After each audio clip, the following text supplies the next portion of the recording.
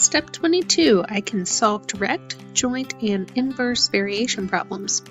Well, before we can solve these problems, we need to first understand a little bit about what exactly are these variation types of problems. Well, the first one we're going to talk about is direct and joint variation.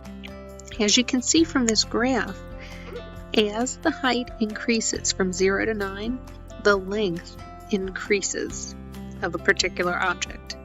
And it increases at a very steady, linear rate. So this is an example of a direct variation. One variable is varying directly with the other variable. K is going to be called our constant of variation. Now, if you notice, it's very similar to slope-intercept form that we learned a while back, y equals mx plus b. That's the equation of a line in slope-intercept form. Here, m equals k. We just use k instead of m, but they both mean the same thing. It's the slope of the variation. And b equals 0 because it's always going to start at 0. If a line does not go through the origin, it is not a direct variation function. Y varies directly as x. In other words, as x increases, y increases or decreases at a constant rate. Let's practice figuring out what a variable would be given some information. So the first thing we'll notice here is it says varies directly. And the direct variation equation is y equals kx. So we know that y varies directly as x. We also know that y is 15 when x is negative 5. So I can put these numbers into my equation. I put the 15 for y and I put the negative 5 for x. Now I can solve for k by getting k by itself. K is negative 3. Well, what does that mean? Remember, we want a specific equation for this problem. What we started with here, y equals kx, is too general. Y equals negative 3x is a very specific line that has a slope of negative 3. Now I can find y when x equals 7. So I'm going to put a 7 in for x, and I'm going to solve for y. So y equals negative 21 when x equals 7.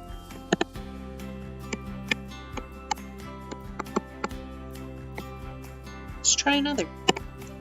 R varies directly as t. R equals kt. And r is negative 20 when t is 4.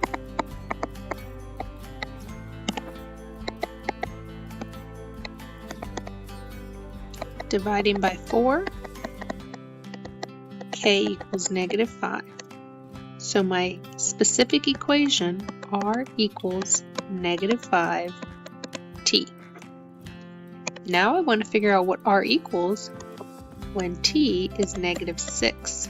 So I'm going to put a negative 6 into my equation and solve.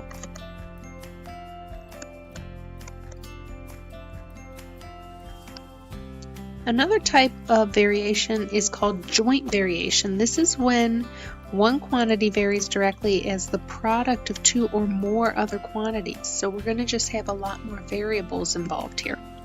Y varies jointly as x and z means we're going to use the equation y equals kxz. For example, suppose that y varies jointly as x and z. That's literally how I translate that first sentence. Next, we want to find y when x equals 2 and z equals, when x equals 9 and z equals 2. If y equals 20, when z equals 3 and x equals 5. So unlike the last example, we need the piece of the sentence first that has all three variables in it, x, y, and z. We need that one. If I start with what I've been given first, which comes right before this green sentence, I'm not going to have enough to solve for k. And we need to solve for k first. So I'm going to take this green information and plug it into my equation. Y is 20, x is 5, z is 3, using parentheses. Simplifying, 20 is 15k, dividing by 15, k is 4/3. So now I can write a specific joint variation problem relating x, y, and z. Y is 4/3 xz. And finally, I can use this last bit of information here. I can find y when I have these two variables, when x is 9 and z is 2, plugging this into my equation and solving. 36, let's see, 24. Pause the video and try another one.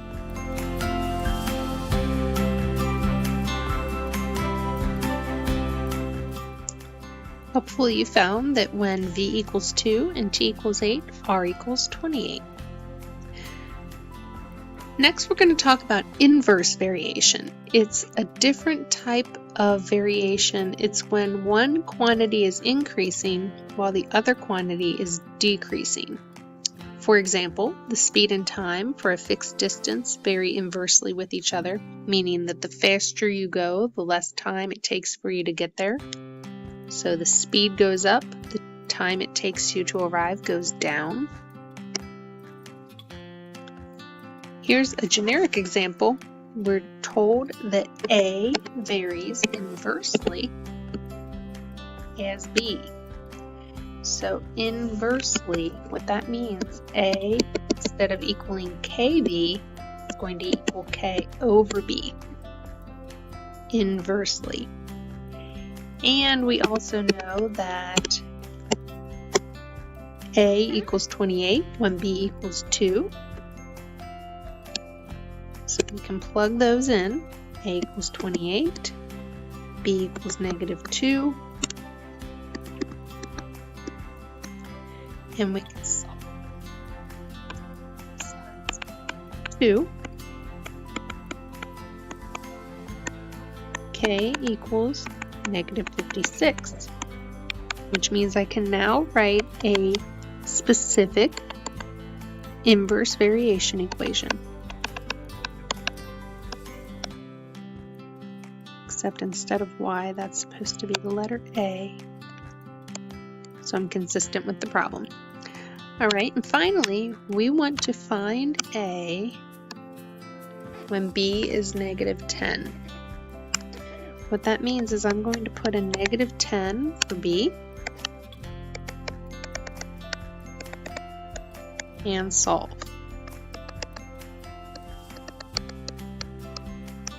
A is 5.6.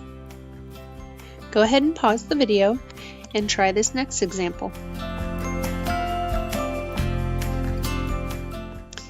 Hopefully you found that x equals 8. Now, one thing I want to point out, you have to list your variables in the same order that you see them here to make sure you get the right answer. So in our given information, x varies, you could kind of think of that as the equals sign. And then inversely means we want to use division with k and y. Here's a real-world example that involves inverse variation. The length of a violin string varies inversely as the frequency of its vibrations. So let's write what that means. The length varies inversely, meaning k is on top and the frequency is on the bottom. A violin string 10 inches long vibrates at a frequency of 512. So that's our given information. 10 inches is my length and my frequency is 512, so that's going on the bottom. Next I solve. K equals 5120. So I create a specific equation. I'm going to use more variables this time. L for length, 5120 for K, because we just solved for K, and finally F for frequency. Find the frequency of an 8-inch violin string. So I'm going to put 8 for my length, 5120 over F. I'm going to multiply both sides by F. 8F is 5120. Divide by 8. And that means that my frequency, let's see, that would be 5120. Let's do the division. Divide by 8. Goes in 6 times. 640. And looking at our units, that would be cycles per second.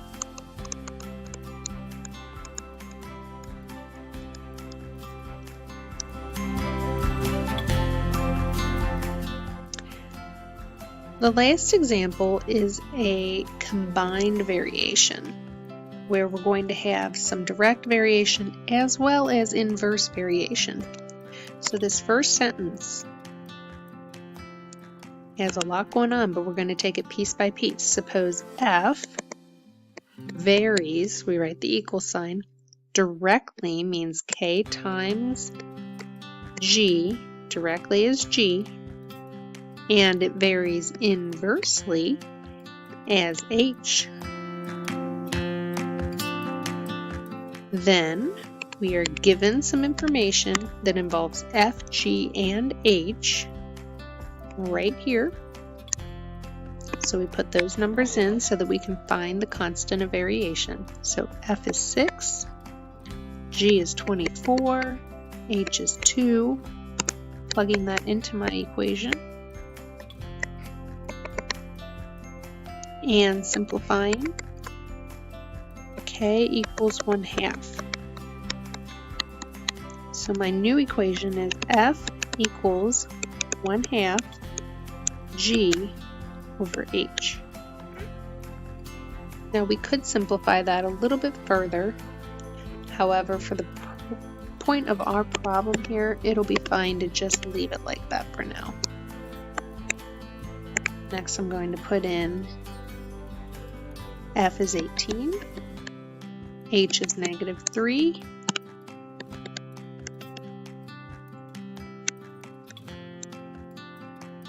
multiplying by -3, I get -54 equals 1/2 G, multiplying both sides by 2, -108 equals G.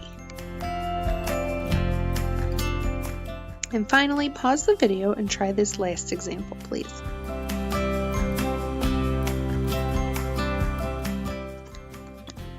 So we set up this equation, P equals KR divided by T, substituting the variables that we know gives us a constant of variation of 40. We make our new master equation on the right, then sub in the additional information we have and use that to find that T equals -80.